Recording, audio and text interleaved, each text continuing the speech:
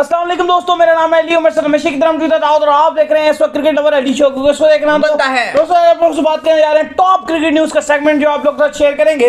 Number 1 पे बात करने जा रहे हैं कि रमीज राजा फाइनली दुबई पहुंच चुके हैं। कहां मीटिंग होने जा रही है और बड़ी जबरदस्त किस्म की उन्होंने सजेशन रखी है। ओडीआई मुद्दे क्या क्या हैं, बड़े अहम मुद्दे उन्होंने उठाए हैं, यानी कि वो हो सकता है कि शायद इसमें वो कामयाब भी हो जाएं। जो उनके मुद्दे हैं वो आप लोगों के साथ शेयर करेंगे। बात करेंगे शाहीन के हवाले से कि वो किस टीम के साथ खेलने जा रहे हैं काउंटी में, वो आपको बताएंगे। बात करेंगे कि सेलेक्टर्स का बड़ा बयान निकलकर सामने आया मैथ्यू वेड के हवाले से, क्या कहना उनके हवाले से वो आप लोगों के साथ शेयर करेंगे। बात करेंगे कि आईपीएल की व्यूअरशिप गिर गई है भाईजान, आईपीएल डाउनफॉल की तरफ आया है, क्या वजह बनी है, उन्होंने खुद एक रिपोर्ट शेयर की है, वो आपको बताएंगे। बात करेंगे, खबर लाए हैं वुमेन्स की आपके लिए, बड़े दिन के बाद गली में आज चांद निकला, तो आप बताएंगे ये खबर लेकर कौन आया था आप वो सबसे पहले। अब अच्छी खबर देखिए, दोस्त ही दोस्त को खुशखबरी चले आगे वो आपको बताएंगे। बात करेंगे बांग्लादेश और साउथ अफ्रीका के हवाले से कुछ अपडेट आ रही है, वो भी आप लोगों के साथ शेयर करेंगे। अगर आप हमारे चैनल पर पहली दफा आए हैं, चैनल को अभी सब्सक्राइब करें, साथ में बेल आइकन ना भूलिएगा। ट्रेन टाइम पे पहुंच जाएगी इंशाल्लाह पहुंच तो बात का आगाज करते हैं नंबर 1 खबर के साथ जो हमारे पास आ रही है। कराची से आ रही है एक ट्रेन, हाँ, तो उसका इंतजार जो है ये कर रहे हैं, टिक टिक टिक टिक करके। तो पहली खबर जो आप लोग साथ शेयर करते हैं, तो रमीज राजा जो है वो दुबई पहुंच चुके हैं। ओडीआई सीरीज के हवाले से हमने आपको बताया था कि ट्राई नेशन 4 नेशन वैसे तो ये खेलना चाहते हैं, लेकिन बड़ी जबरदस्त किस्म की जो है वो सजेशंस लेकर पहुंचे हैं आईसीसी के पास। वो आईसीसी को ये समझाने की कोशिश करेंगे कि ये जो हम करवाना चाह रहे हैं ये आपका कंपटीटर नहीं है, बल्कि जो दुनिया भर में लीगें खेली जाती हैं ये उनका कंपटीटर है, जो कि बड़ी जबरदस्त बात है। देखिए रमीज पहुंच गए हैं दुबई में और आईसीसी की ये क्वार्टरली मीटिंग है, लेकिन मजे की बात ये अली साहब के इस आईसीसी की मीटिंग में जो चीज हाइप पकड़ गई है वो रमीज हाइप पकड़ गए हैं, पाकिस्तान क्रिकेट बोर्ड के चेयरमैन हाइप पकड़ गए हैं। इस आईसीसी की मीटिंग में जो मुद्दे उठाए जाएंगे वो बहुत सारे मुद्दे हैं। सबसे पहले तो बात की जाएगी एफटीपी भाईजान, नेक्स्ट साइकिल में कौन किससे टाकरा करेगा, किसकी किसके साथ सीरीज होगी, इसके ऊपर बात होगी। फिर रमीज राजा जो अपना प्रपोजल तैयार करके गए हैं 4 नेशन सीरीज का, उसके ऊपर बात होगी।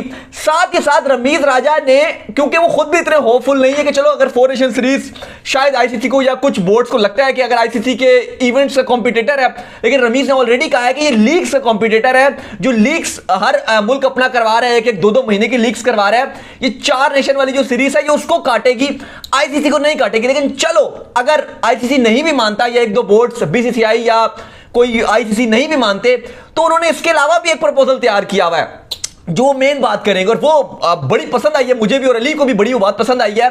और वो अली साहब ये करने जा रहे हैं कि जो नेक्स्ट एफटीपी है उसके अंदर ये कह रहे हैं कि हम बायलैटरल सीरीज के बजाय, इवन ओडीआई की भी बायलैटरल सीरीज के बजाय कहा यह जा रहा है कि ट्राई सीरीज पे फोकस किया जाएगा। नेक्स्ट एरा जो है वो क्रिकेट का शुरू हो जाएगा अगर इस तरीके से रमीज राजा ये कराने में कामयाब हो जाते हैं। तो उसकी एग्जांपल ऐसे होगी जैसे पाकिस्तान के अंदर इंग्लैंड ने भी आना है, न्यूजीलैंड ने भी आना है। तो अगर पाकिस्तान चाहे तो इन दोनों टीमों को इकट्ठा होस्ट कर ले, एक ही टाइम में तीनों को बुला ले, ट्राई नेशन सीरीज करवा दे, तो एकदम से जो है आप कह सकते हैं कि क्रिकेट की व्यूअरशिप एकदम मजीद बढ़ जाएगी। अच्छा, इसके अलावा रमीज राजा ये भी जो आपकी नेक्स्ट जिसके साथ भी होम सीरीज है स्पेशली और इवन अवे सीरीज भी जो होंगी, जो आपकी नेक्स्ट डब्ल्यूटीसी की साइकिल भी तैयार होगी इसी मीटिंग में, कहा यह रमीज राजा ने कि हम 2 टेस्ट मैचेस नहीं खेलेंगे किसी के साथ भी, हम 3 टेस्ट मैचेस की सीरीज खेलेंगे, जिसके साथ भी 2 नहीं खेलेंगे हम 3 करेंगे। क्योंकि जब नजम सेठी का दौर था उस टाइम अगर आप देखोगे तो उससे पहले 2-2 इवन एहसान मानी के टाइम पर भी अगर आप देखोगे तो 2-2 जो टेस्ट सीरीज होती थी, तो अभी उन्होंने कहा कि 3 हम करेंगे। और अभी इवन हम टी20 और ओडीआई में भी बड़ा पीछे, हमने देखा बहुत से मुल्क जो है वो 5-5 खेलते हैं, हम स्टिल अभी तक 3 पे अड़े रहते हैं। इसकी एक और वजह भी है, जो रमीज बड़े अच्छे और वैलिड पॉइंट्स प्रेजेंट करने जा रहे हैं, तो बड़ा आप कह लें कि इस बार बड़ा मजा आने वाला जो आईसीसी की मीटिंग है स्पेशली पीसीबी के पॉइंट ऑफ व्यू से। क्योंकि अली साहब इस बार अगर आप देखोगे ना, जो आपका वर्ल्ड कप आ रहा है वो आ रहा है 2023 का। 2023 में 10 टीमों ने खेलना है और 8 टीमों ने डायरेक्ट क्वालिफाई करना है। तो ओडीआई सुपर लीग की सेंस बनती है, अभी हम जो बायलैटरल सीरीज खेल रहे हैं ना, इसमें एक सेंस बनती है कि यार आपने मैचेस जीतो। जैसे भी हम कह रहे थे यार ऑस्ट्रेलिया को हराने, आगे वेस्ट इंडीज आ रही है उसको भी हराना है, फिर आगे हम कह रहे हैं चलो नीदरलैंड है उसको भी हम हराएंगे, अफगानिस्तान के साथ हमारी सीरीज हम उसमें भी बात करेंगे उसको भी हम हराएंगे। एक सेंस बन रही है बायलैटरल सीरीज की। लेकिन 2023 के जब बाद वाला जो आपका अगला वर्ल्ड कप आएगा, इवन जो 27 का वर्ल्ड कप है, वहां पर आईसीसी ने टीम्स की तादाद बढ़ा दी है भाई, 14 टीमें कर दी हैं। ठीक ठाक उठा के टीमें लेके अब होगा क्या कि जब इतनी टीमें होंगी ना, तो फिर वो क्वालिफाइंग वाला राउंड का मुद्दा नहीं है, क्योंकि जाहिर है अब हल्की टीमें भी आएंगी, तो फिर ये बड़ी टीमों को खतरा नहीं होगा कि हम 8 ने आगे जाना है, बाकी 2 को क्वालिफाइंग राउंड खेलना पड़ेगा। फिर टेस्ट प्लेइंग नेशन को कोई खतरा नहीं होगा, फिर वो कहेंगे हम तो ऑटोमेटिक क्वालिफाइड है। फिर तो 10 टीमें क्वालिफाई होंगी, और जो हल्की टीमें होंगी, जो बिल्कुल ही नीदरलैंड, जिम्बाब्वे, कीनिया और नमीबिया या यूएई और हांगकांग, ये आपस में खेल के 4 आएंगी, फिर तो कोई रोला ही नहीं होगा। तो फिर ओडीआई सुपर लीग की तो वैल्यू ही नहीं रहेगी, वो होगी नहीं। और जो बायलैटरल सीरीज हैं, उनका इंटरेस्ट फैंस में कम शुरू हो जाएगा। सही है। तो रमीज राजा इस बात को आगे उभारेंगे, इस बात को आईसीसी को कहेंगे कि भाई ओडीआई सीरीज की नेक्स्ट साइकिल में वैल्यू कम हो जाएगी। जो बायलैटरल सीरीज है, चाहे टी20 की हो, स्पेशली ओडीआई की अगर आप बात करें, तो उनकी भी वैल्यू कम हो जाएगी। तो आप ट्राई नेशन सीरीज पर फोकस कीजिए। 3 मुल्की मतलब ओडीआई सीरीज होगी, तो फैंस को इंटरेस्ट भी होगा, क्योंकि अभी आईसीसी ने एक तड़का लगा दिया था बायलैटरल सीरीज में। जो टेस्ट सीरीज हो रही थी, तो आईसीसी कहता था कि आप डब्ल्यूटीसी में क्वालिफाई करोगे। जब ओडीआई हो रहा होता था, तो आईसीसी कहता था ओडीआई सुपर लीग में जाओगे। लेकिन नेक्स्ट साइकिल में चलो टेस्ट में तो डब्ल्यूटीसी का मजा रहेगा कि आपने टेस्ट के लिए क्वालिफाई करना है फाइनल के लिए, लेकिन ओडीआई का मजा किरकिरा हो जाएगा। तो रमीज राजा बाकी बोर्ड्स को भी इस पर कायल करेंगे कि जो बायलैटरल सीरीज है उनको खत्म करके चलो आप खेल लो बायलैटरल, लेकिन अगर आप लाजमी हर बोर्ड 1 या 2 ट्राई नेशन सीरीज लाजमी होस्ट करे। जैसे अगर आप अभी रिसेंटली अगर आप एग्जांपल इंडिया की बात कर लो, इंडिया ने वेस्ट इंडीज को भी होस्ट किया और श्रीलंका को भी होस्ट किया। अब वो दोनों ही बेकार सीरीज हुई थी, हल्की टीमें थी, मजा नहीं आ रहा था। अब वहीं पर अगर इंडिया श्रीलंका और वेस्ट इंडीज को एक साथ बुला लेता तो ज्यादा मजा आ जाता। इसी तरह अगर आप अभी बांग्लादेश की बात करोगे, पाकिस्तान और बांग्लादेश की सीरीज हो रही थी, तो वेस्ट इंडीज के साथ भी हमने खेला। पाकिस्तान, बांग्लादेश और वेस्ट इंडीज, ये तीनों मिलकर अगर खेल लेते तो ज्यादा सीरीज की हाइप हो जाती है एज कंपेयर ना वेस्ट इंडीज वाली सीरीज में मजा आया, पूरा कराची का क्राउड खाली। बांग्लादेश में हमने खेला, उसका भी मजा नहीं आया। चलो ऑस्ट्रेलिया वाली बड़ी सीरीज है, ये अकेले भी ठीक है, इंग्लैंड वाली है वो अकेले भी ठीक है, लेकिन जो हल्की वाली सीरीज है, एटलीस्ट आप 1 या 2 ट्राई नेशन सीरीज जरूर खेलो। और इस पर रमीज राजा प्रेजेंट करने जा रहे हैं ना, लोगों को पता चले, क्योंकि सारी दुनिया में ट्राई नेशन सीरीज जो बहुत कम हो गई, अब होती ही नहीं है, तो बहुत कम हो गई है। इंडिया ने एक दफा कराया था निदास ट्रॉफी के नाम, बहुत थकी हुई टीमें थी, वेस्ट इंडीज, बांग्लादेश, श्रीलंका और इंडिया, लेकिन इतनी अच्छी हुई थी, बहुत ऊपर चला गया था एकदम उनका जो है काम। 2004 में अगर आप देखो, पाकिस्तान ने मोहम्मद यूसुफ की कप्तानी में जब ट्राई नेशन सीरीज खेली थी, वेस्ट इंडीज था, पाकिस्तान था, ऑस्ट्रेलिया था, हम हार गए थे, लेकिन बड़ी अच्छी सीरीज हुई थी। तो ऐसे अब जो मेन पीसीबी का है वो यही है कि वो सारे मुल्कों को इस पर तैयार करेगा कि आप ट्राई नेशन सीरीज की तरफ जाएं, और उम्मीद यह है कि शायद अगर आईसीसी 4 में नहीं भी मानता तो ट्राई में जरूर मान जाएगा। इसके बाद जो अपडेट हमारे पास निकल कर सामने आ रही है जी, वो आ रही है शाहीन के हवाले से। तो शाहीन जो है वो अक्टूबर में एक्शन होने जा रहे हैं मिडिल सेक्स की जानिब से। बिल्कुल, मिडिल सेक्स के साथ शाहीन का कॉन्ट्रैक्ट हो गया, और शाहीन बड़े एक्साइटेड नजर आ रहे हैं कि अक्टूबर में मैं इन एक्शन नजर आऊंगा। और आपको पता है कि टी20 वर्ल्ड कप से ये पहले वो खेलेंगे। अब पता नहीं कि वो, आपको पता है कि इंग्लैंड के साथ भी आपके 7 टी20s हैं, फुल तो नहीं होंगे, लेकिन कुछ 3-4 मैचेस खेलने के लिए शाहीन अवेलेबल रहेंगे। लेकिन वो बड़ा क्रूशियल टाइम होगा, क्योंकि उस टाइम हमें शाहीन को आराम भी करवाना होगा। खुदा ने खासा ऐसा ना होना, पहला मैच स्टार्ट हो जाना है, 23 तारीख को हमारा मैच, खुदा ने खासा ऐसा ना होना कि हल्की फुल्की इंजरी हो जाए, कोई निकल आए और आप वर्ल्ड कप में जाना। और शाहीन हमारा मेन बॉलर है, तो मुझे लगता नहीं है कि शाहीन इधर जा सकेंगे। लेकिन फिलहाल शाहीन का तो कहना यह है कि मैं बड़ा एक्साइटेड हूं और मैं जरूर मिडिल सेक्स को ज्वाइन करूंगा। लेकिन मुझे लग रहा है कि एट द एंड ना बाबर उन्हें जाने देंगे, ना टीम मैनेजमेंट जाने देगी, क्योंकि वो मामला बड़ा एंड में चला जाएगा। साथ ही अगर आप बात करें तो आज शान मसूद ने बड़ी जबरदस्त किस्म का अपना डेब्यू किया है। मतलब पहला मैच खेले थे डर्बीशायर की तरफ से और 50 तो ऑलरेडी मार दिया। बड़ी क्लासिक उन्होंने नॉक खेली है। शान मसूद ने अच्छी फॉर्म में दिखाई दी है। शान मसूद का तो अब टाइम भी आ गया कि आप उनको टेस्ट में जो दोबारा से अब डेब्यू करवाएं, लेकिन उनके लिए कंपटीशन इतना अब्दुल्ला शफीक इतना फिट कर रहे हैं, शफीक है, मामूल आबिद अली की अगर आप बात करें वो नेट्स में आ गए हैं। ये आज से उन्होंने भी नेट्स ज्वाइन कर लिया, तो बड़ा जो प्रैक्टिस उन्होंने भी स्टार्ट की हुई लाहौर में। इसके बाद जो अपडेट्स हमारे निकल कर सामने आ रही है जी, वो आ रही है सिलेक्टर्स के हवाले से। तो ऑस्ट्रेलिया के जो चीफ सिलेक्टर्स हैं उनका ये कहना है कि जो मैथ्यू वेड है वो उनके लिए स्टिल नंबर 1 चॉइस है जी। देखिए हुआ ये था अली साहब कि कल ऑस्ट्रेलियन क्रिकेट बोर्ड ने सेंट्रल कॉन्ट्रैक्ट अनाउंस किए 20 रुकनी, जिसमें हमने भी आपको बताया था काफी अच्छी भारी भरकम रकम ले रहे हैं। अराउंड 10 लाख USD जो उनके 1+ कैटेगरी वाले खिलाड़ी हैं वो सालाना जो इनका जो एनुअली साइकिल है इसकी उसमें वो लेंगे। लेकिन मसला ये हुआ अली साहब कि मैथ्यू वेड पाकिस्तान के दौरे से भी पहले ड्रॉप हुए और उसके बाद सेंट्रल कॉन्ट्रैक्ट के 20 खिलाड़ियों से भी उनका नाम चला गया। तो सिलेक्टर जो इनके हैं उनसे पूछा गया, जॉर्ज बैली साहब, उनसे जब जॉर्ज बैली से पूछा गया कि मैथ्यू वेड तो आपने ना पाकिस्तान के दौरे पे रखा तो ना सेंट्रल कॉन्ट्रैक्ट मिला, तो क्या बाहर होंगे? तो उन्होंने कहा नहीं, टी20 वर्ल्ड कप में सेमीफाइनल उन्होंने जितवाया था, तो उन्होंने कहा नहीं वो अभी भी हमारे फर्स्ट चॉइस रहेंगे।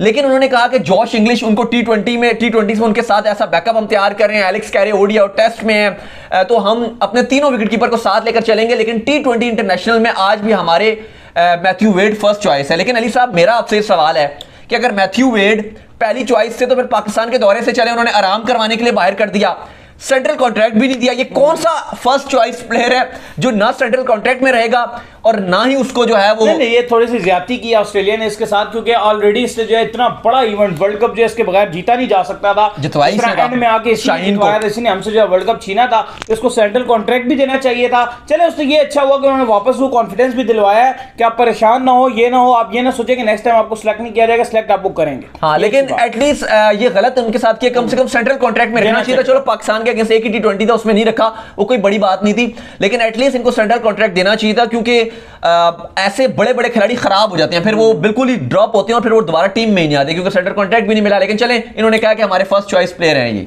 इसके बाद जो अपडेट्स वहां पर निकल कर सामने आ रही है जी, वो आ रही है आईपीएल के हवाले से। तो आईपीएल की जो व्यूवरशिप है भाईजान वो गिर चुकी है इस बार, क्योंकि इस बार टीमें भी आईपीएल की बहुत ज्यादा इंक्लूड कर दी गई हैं और आईपीएल को 2.5 महीने का जो है बढ़ा दिया गया है। तो अब एक रिपोर्ट वहां से आई है आईपीएल के हवाले से, कितने % गिरी है जी? देखिए, 33% आईपीएल की व्यूवरशिप गिरी है। और हम हमेशा से ये बात करते हैं कि लीग्स को छोटा होना चाहिए, कोई भी लीग हो, चाहे वो पीएसएल हो, बीपीएल हो, सीपीएल हो, एटलीस्ट बस 1 महीने से ऊपर, मैक्सिमम 1 महीने, वरना 3 हफ्ते में खत्म करो, 20-22 दिन में एक लीग को खत्म करो। उसकी वजह ये अली साहब, अब आईपीएल की जो 33% व्यूवरशिप गिरी है, अब लोग कुछ कह रहे हैं जी कि हॉटस्टार में लोग देख रहे होते हैं, एप्स यूज कर रहे होते हैं, लेकिन मैं आपको बताऊं ये जो रेटिंग आई है ये टीवी इंक्लूडिंग जो मोबाइल एप्स में देख रहे होते हैं उन सब में गिरी है। अब इसके 3 से 4 रीजन हैं जो आपको मैं बताता हूं क्यों गिरी है। पहला तो ये हुआ, सबसे बड़ा रीजन तो ये हुआ कि टीमें 10 कर दी गई हैं। सही बात है। अब शुरू का जो टाइम है, शुरू का टाइम अब लोगों को समझ नहीं आ रहा है कि 10 टीमें कौन जाएगा, कौन मतलब जाएगा। इतनी टीमें हो गई हैं, ये एक्सट्रीम टीमें हो गई हैं। दूसरी ये वजह है कि जब आपने 10 टीमें बनाई है ना तो क्वालिटी थोड़ी गिर गई है। जैसे अगर आप एग्जांपल लें, एक मुंबई इंडियंस, उसमें हार्दिक पांड्या भी थे या बाकी भी सारे खिलाड़ी थे, ईशान किशन भी थे, सूर्य कुमार यादव भी थे, मतलब एक पूरी टीम उनकी बनी हुई थी, ट्रेंट बोल्ट भी उसके अंदर थे, बुमराह भी थे। अब ये हुआ कि हार्दिक पांड्या ने अपनी अलग टीम बना ली गुजरात के नाम से। अब क्या हुआ कि प्लेयर वही हैं लेकिन क्वालिटी थोड़ी लो हो गई है, थोड़ी सी क्वालिटी, क्योंकि टीमें इतनी एक्सपेंड हो गई हैं। फिर तीसरी वजह यह भी है कि क्योंकि मेगा इन्होंने ऑक्शन किया है इस बार, तो सारे प्लेयर इधर उधर हो गए हैं। जो अपनी टीम के प्लेयर थे वो नहीं रहे, अब 3-3 ही सब ने रिटेन किए थे, 3-4 रिटेन किए थे, बाकी इधर उधर चले गए, कोई उधर चला गया, कोई इधर चला गया। तो फैंस का वो इंटरेस्ट ही नहीं आ रहा, अपनी टीम समझ ही नहीं आ रही किसी को, सब नई नई टीमें बनाने की कोशिश कर रहे हैं, तो फिर वो मजा ही नहीं आ रहा। और दूसरी ये बात है कि जब आप 10 टीमें रख लेते हो ना तो शुरू का टाइम तो बिल्कुल ही बेकार जाता है, महीना। सही है। अब 1 महीने में अब क्या नजर है, कोई पता नहीं चल रहा कौन आगे कौन पीछे है। वो 10 टीमें हैं, इतना लंबा नहीं होना चाहिए। मतलब आप एक छोटा आप इवेंट कराएं, वो फिर ज्यादा मजेदार होता है। लेकिन इस बार काफी झटका लग रहा है, क्योंकि इतनी महंगी आईपीएल बिकी थी, इतनी करोड़ों की बात होती है कि कैलकुलेटर काम करना बंद कर देता है। लेकिन वही बात है कि फैंस का जो इंटरेस्ट है वो इस बार नजर नहीं आ रहा, इंटरेस्ट आउट होता जा रहा है फैंस का आईपीएल के हवाले से। इसके बाद जो खबर आ रही है जी, वो आ रही है दाऊद की वन ऑफ द फेवरेट खबर निकलकर सामने आ रही है। वुमेन्स के हवाले से खबर आ रही है, गली में आज चांद निकला जैसी खबर है कि वो काफी दिन हो गए थे वुमेन की कोई खबर जो है वो दाऊद ने आपको कोट नहीं की थी। तो मुबारक हो आपको, पहले तो ये आज खबर आई है, बताएं क्या है। बिल्कुल, सना फातिमा जो है, फातिमा सना, उनको ICC emerging cricketer of the year का अवार्ड जो उन तक पहुंच गया। हमारे जो शाहीन थे, रिजवान थे, बाबर थे, उनको तो पहले ही मिल गया था। तो अब जो 20 साल की तेज बॉलर हैं, मतलब मीडियम फास्ट बॉलर हैं, उनको भी अपना जो है ये मिल गया। मई में इन्होंने अगेंस्ट साउथ अफ्रीका अपना डेब्यू किया था। 20 साल ये फातिमा सना है, लेकिन बड़ा फोकस करती है अपनी स्पीड के ऊपर, इसलिए emerging cricketer of the year का अवार्ड जो है वो भी इनको दिया गया था। अच्छा, अगर आप देखें, जब से इन्होंने साउथ अफ्रीका के अगेंस्ट डेब्यू किया है, तकरीबन 19 में किया था, मई में, तो 2 साल हो गए हैं, लेकिन अच्छी क्रिकेट खेल रही है, 20 साल के, तो इसलिए आईसीसी ने इनको emerging cricketer of the year का अवार्ड दिया था। इसके बाद जो अपडेट निकल कर सामने आ रही है जी, वो आ रही है साउथ अफ्रीका और बांग्लादेश के हवाले से। तो बांग्लादेश और साउथ अफ्रीका के दरमियान दोबारा एक्शन जो है वो शुरू हो गया है। क्या अपडेट आ रही है जी? देखिए, आज की अगर आप बात करें पहला दिन की, तो 278 रन बोर्ड पर लगाया साउथ अफ्रीका ने 5 विकेट के नुकसान पर। जो कप्तान डीन एल्गर हैं, लगातार हैट्रिक उन्होंने कर लिया, 50 की 70 रन उन्होंने बनाए। इसके अलावा बाबूमा की बात की जाए तो उन्होंने 67 रन बनाए, पीटरसन ने 64 रन बनाए और 278 रन बोर्ड पर लगा दिए हैं। 5 विकेट उनके गिर गए हैं। लेकिन लग ये रहा है कि बांग्लादेश से ये वाला टेस्ट मैच मुझे जाता हुआ दिखाई दे रहा है, क्योंकि हमने देखा कि थोड़ा सा भी अगर 300 से ऊपर रन बन जाए तो फिर बांग्लादेश के लिए प्रॉब्लम क्रिएट हो जाती है। लेकिन बहरहाल पहला दिन है, अभी बहुत कुछ पड़ा है। बांग्लादेश अगर अच्छी फाइट बैक करे तो फायदा हो सकता है। अगर बांग्लादेश हराता है साउथ अफ्रीका को तो हमें भी फायदा होगा, क्योंकि साउथ अफ्रीका भी WTC के फाइनल में जाने के लिए कंटेंडर है। तो अगर ये हारता है तो हमें भी फायदा होगा और इवन इंडिया को भी फायदा होगा। पाकिस्तान और इंडिया के फैंस दोनों ये दुआ करें कि बांग्लादेश जीत जाए। ऐसा ही है। तो उम्मीद करते हैं कि आज को हमारे शॉप का आएगा ऑप्शन आया ऑप्शन, तो वीडियो को लाइक कीजिए, हमारे चैनल को सब्सक्राइब कीजिए, साथ लगे बेल आइकन को बजाइए और इंस्टाग्राम में मुझे फॉलो कर लीजिए, वहां पे मैं मौजूद हूं दाऊद क्रिकेट के नेम से। अगर आपको कोई सवाल हो तो भेजिएगा, इनको भी फॉलो कर लीजिए। ऑप्शन के नाम से लिंक डिस्क्रिप्शन में दिया जाइए, फॉलो कीजिए। गुड नाइट, स्लिप टाइट, अल्लाह हाफिज़, ख्याल रखिए।